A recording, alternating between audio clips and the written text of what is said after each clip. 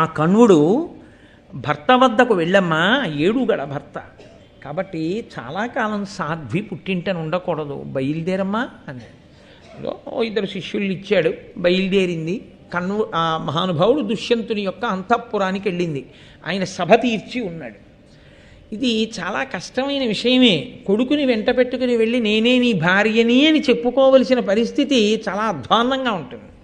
సింహాసనంలో కూర్చున్న ప్రభు అయినా చూడగానే నువ్వా చూసావా ఎంత పొరపాటు అయిపోయిందో, ఇన్నాళ్ళు ఊరుకున్నాను, ఆవిడ్ని వెంటనే అంతఃపుర ప్రవేశం చేయించండి అన్నాడు అనుకోండి, ఆ మర్యాద వేరు. అసలు ఆయన మామూలుగా ఇలా చూస్తూ నిలబడ్డాడు అనుకోండి, ఏదో చెప్పుకోవడానికి వచ్చిన వాళ్ళ దగ్గర వినడానికి నిలబడ్డట్టు. అసలు చెప్పుకోవడం కాదు, సగం చచ్చిపోతుంది ఆ స్థితిలో కదండి. కానీ శకుంతల చాలా ధైర్యశాలి. ఆవిడ మాట్లాడగలిగింది అటువంటి దుష్యంతుడి ముందు. ఆవిడ వెళ్ళి ఆ సభలో నిలబడింది. నిలబడితే శకుంతలని చూసి రాజు ఏమిటి చెప్తావు అన్నట్టు చూస్తున్నాడు. ఇలాగా ఏదో కష్టం చెప్పుకోవడానికి వచ్చిన ఆడదాని గురించి వినడానికి సిద్ధపడిన ప్రభువులా ఆమె వంక చూస్తున్నాడు తప్ప ప్రేమగా పలకరించినది ఏదీ లేదు.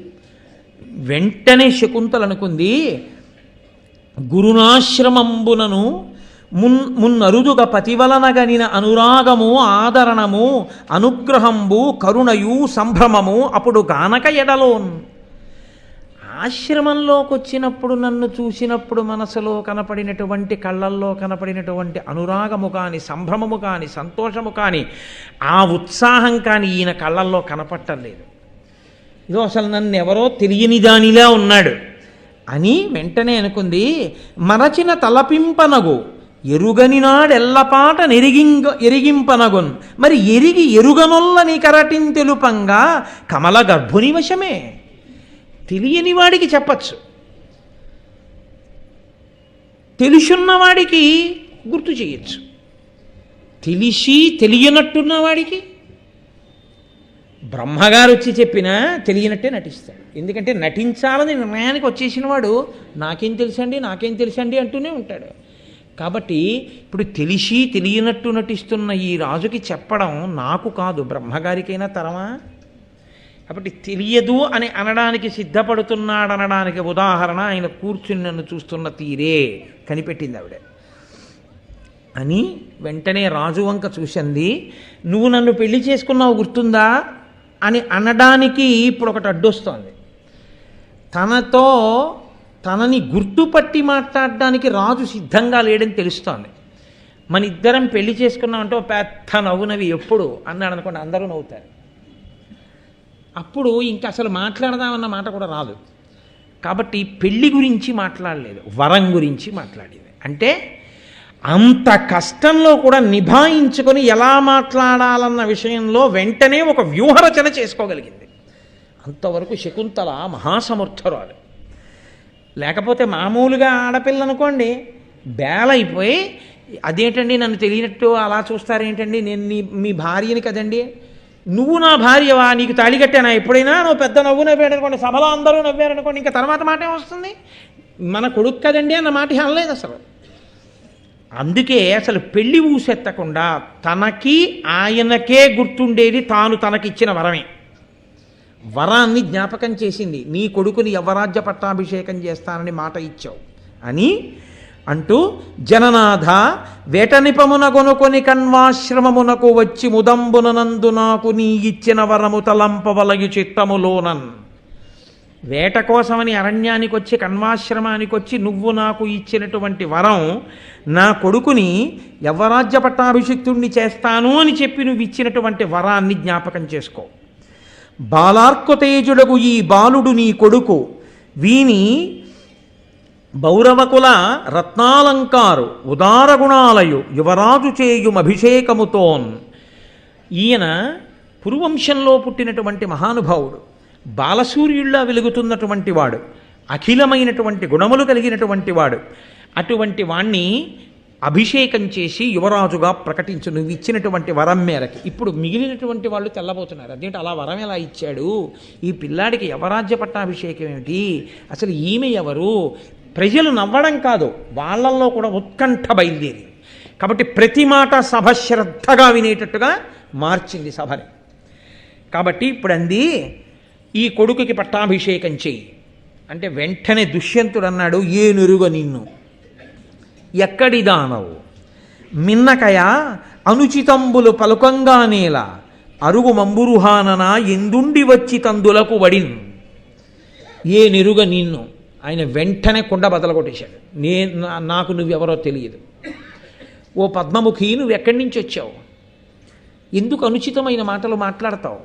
ఎక్కడి నుంచి వచ్చావో అక్కడికి వెళ్ళిపో అంటే, ఈ మాట అనకుండా చూడాలని ఆవిడ ప్రసంగం మొదలుపెట్టింది. అంటాడేమోనన్న అనుమానంతో. అనేసిన తర్వాత హతాశురాలైపోయింది. మనసు కుందిపోయింది. చాలా బాధ పొందింది.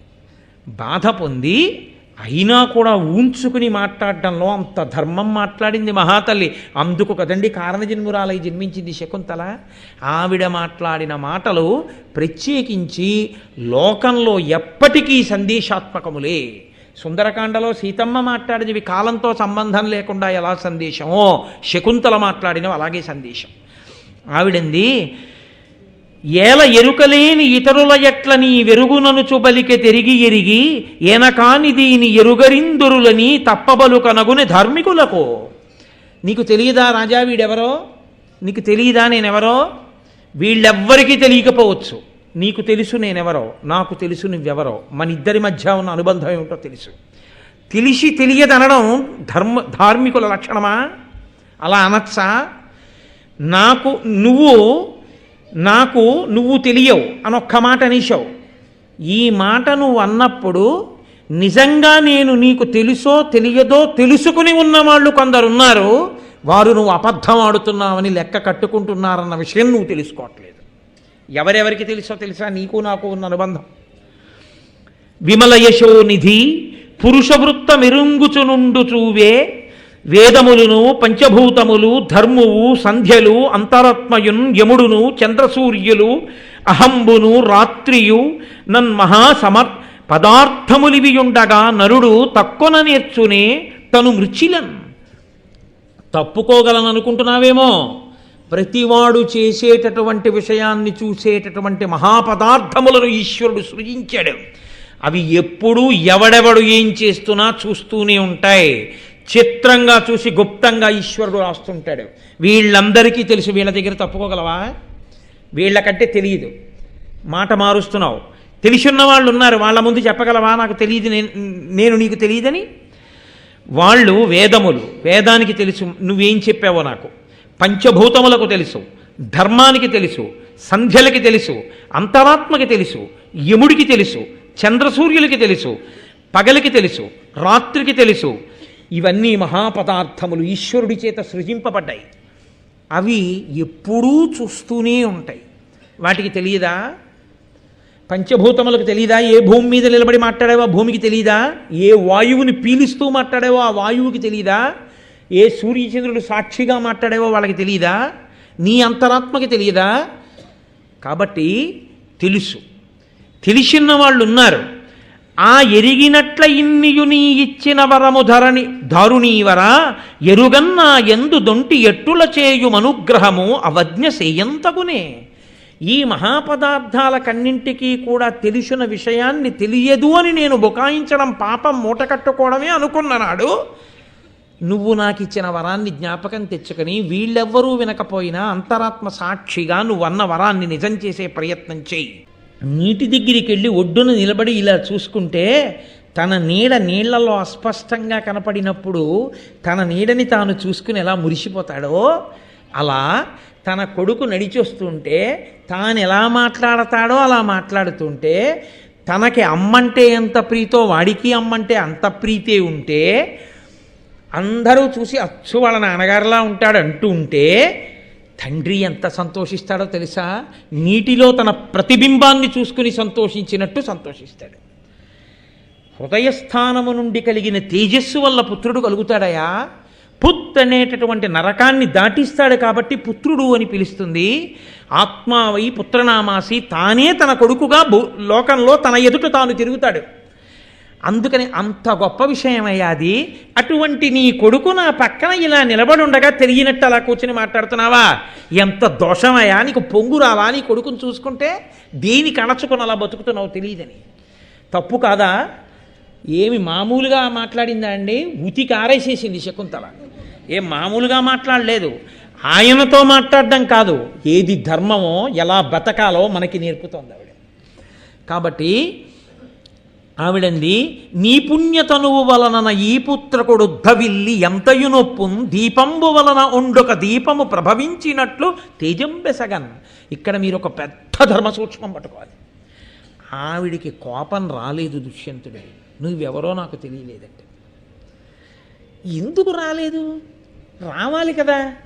ఇప్పుడు కూడా ఏమంటుందో తెలుసా అండి ఆవిడ? నీ పుణ్యతనువు వలనను అంది. పరమపావనమైనటువంటి నీ శరీరము నా శరీరంతో కలవడం వల్ల ఇదిగో ఈ కొడుకు పుట్టాడు. ఆవిడ దూషించలేదు.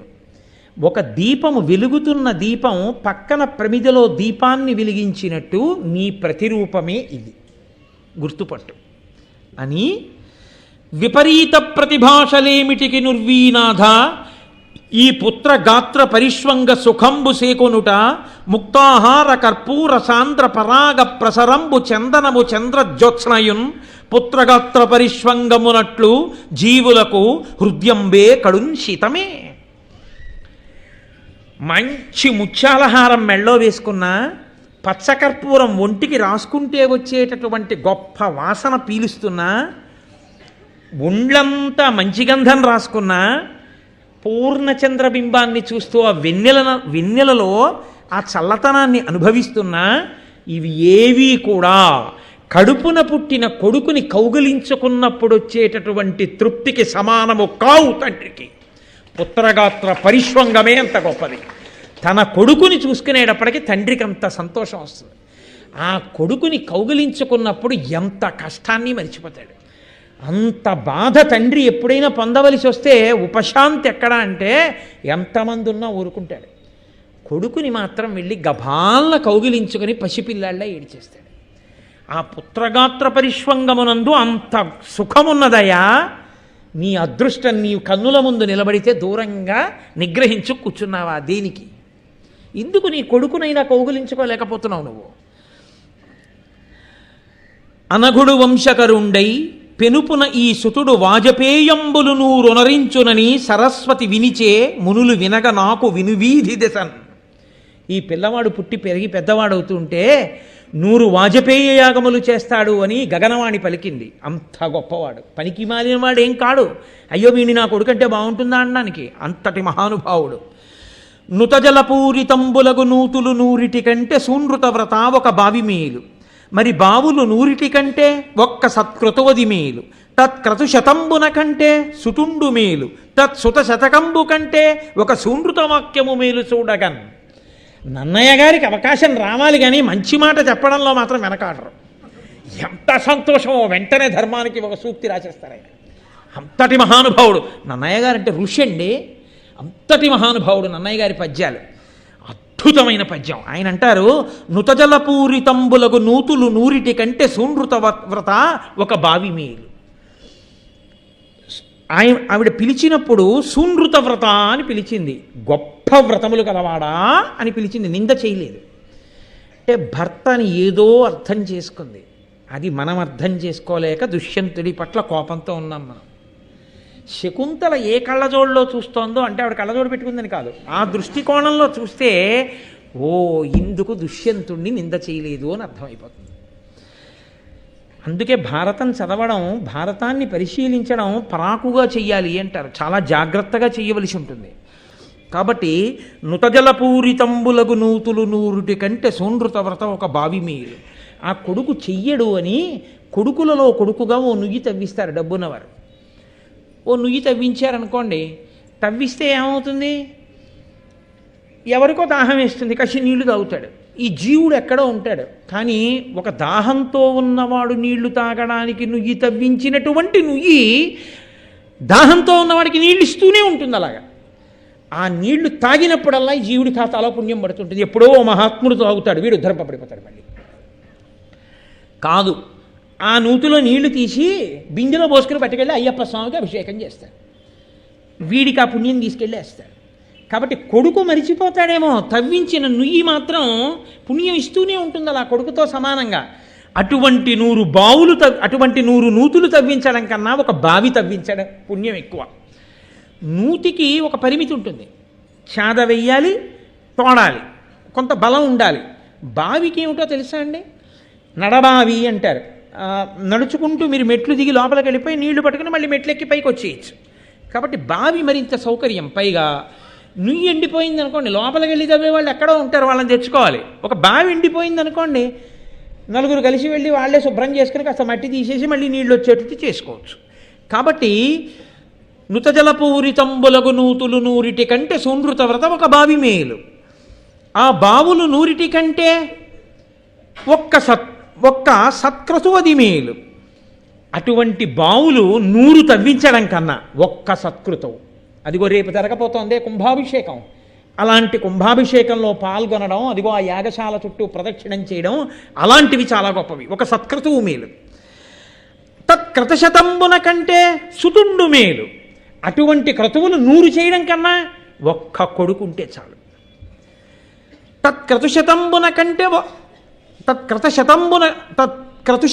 కంటే సుతుండు మేలు, తత్సుతశతంబున కంటే ఒక సునృతవాక్యము మేలు చూడగన్. అటువంటి కొడుకులు 100 ఉండడం కన్నా ఒక్క సత్యం మాట్లాడడం గొప్పది. రాజా, ఇప్పటికైనా నిజం చెప్పు. ఎంత ధర్మాన్ని ఆవిష్కరించిందండి మహాతల్లి, ఎంత ధైర్యంగా మాట్లాడింది ఆవిడ. వెలయంగా అశ్వమేధంబులు వేయును ఒక్క సత్యమును ఇరుగడలందు ఇడి తూపగా సత్యము వలనన ములుసూపు గౌరవంబు పేర్మిన్. ఒక తక్కెడ తీసుకొచ్చి ఒక త్రాసు, వెలయంగా అశ్వమేధంబులు వేయును, 1000 అశ్వమేధయాగాలు చేస్తే వచ్చేటటువంటి ఫలితాన్ని ఒక తక్కెట్లో పెట్టి, ఒక్క నిజం చెప్పినటువంటి ఫలితాన్ని ఒక తక్కెట్లో పెడితే, ముళ్ళు ఈ రెండిటిలో ఏది గొప్పది అంటే ఒక నిజం వేపుకి ఒరుగుతుందయా రాజా. ఒక నిజం అంత గొప్పది. ఇన్ని యాగాలు చేసి ఏం ఫలితం? ఒక నిజం ఒప్పుకోవడానికి ధైర్యంతో ఒప్పుకో అని. సర్వతీర్థాభిగమనంబు సర్వవేద సమధిగమము సత్యంబుతో సరియుకావు ఎరుగు మెల్ల ధర్మంబులకెందు పెద్ద ఎండ్రు సత్యంబు ధర్మజ్ఞులైన మునులు. అన్ని తీర్థాలలో స్నానం చేసిన ఫలితం, అన్ని వేదాలు చదువుకున్న ఫలితం సత్యం చెప్పడం వల్ల వస్తుంది. కాబట్టి సత్యమేవ జయితే. ఆ సత్యమును ఎవడు పట్టుకున్నాడో వాడు జయాన్ని పొందుతాడు. రాజా, కాబట్టి ఇప్పటికైనా సత్యం పలుకు, నిజం ఒప్పుకో. కాదు నేను అధర్మం మాట్లాడుతున్నానంటావా?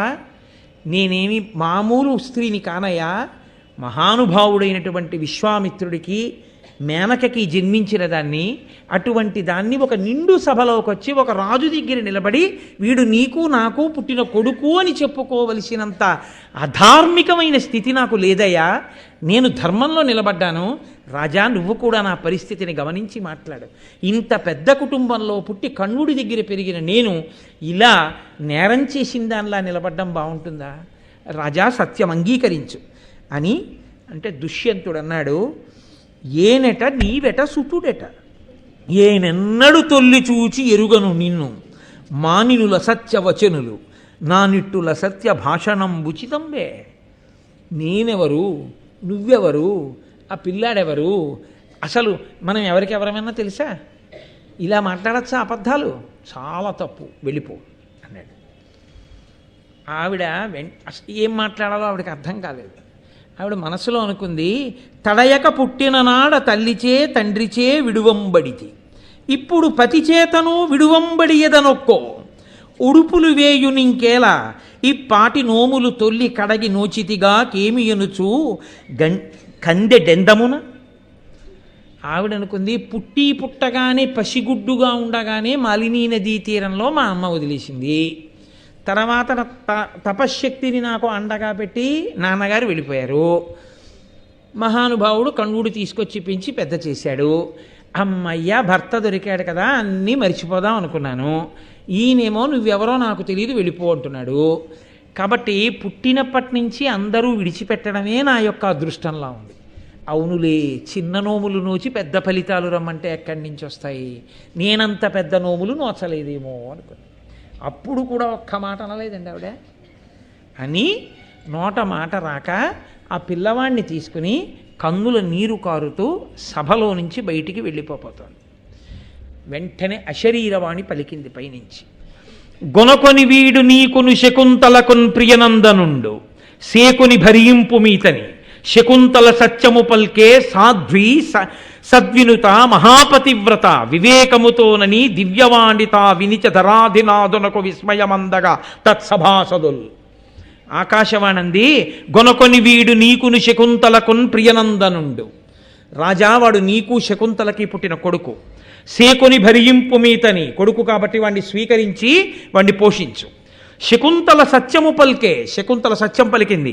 సాధ్వి సద్వినుత మహాపతివ్రత వివేకముతోనని, ఇప్పటికైనా వివేకంతో ప్రవర్తించవయా మహాపతివ్రత శకుంతల అని పైనుంచి అశరీరవాణి పలకగానే.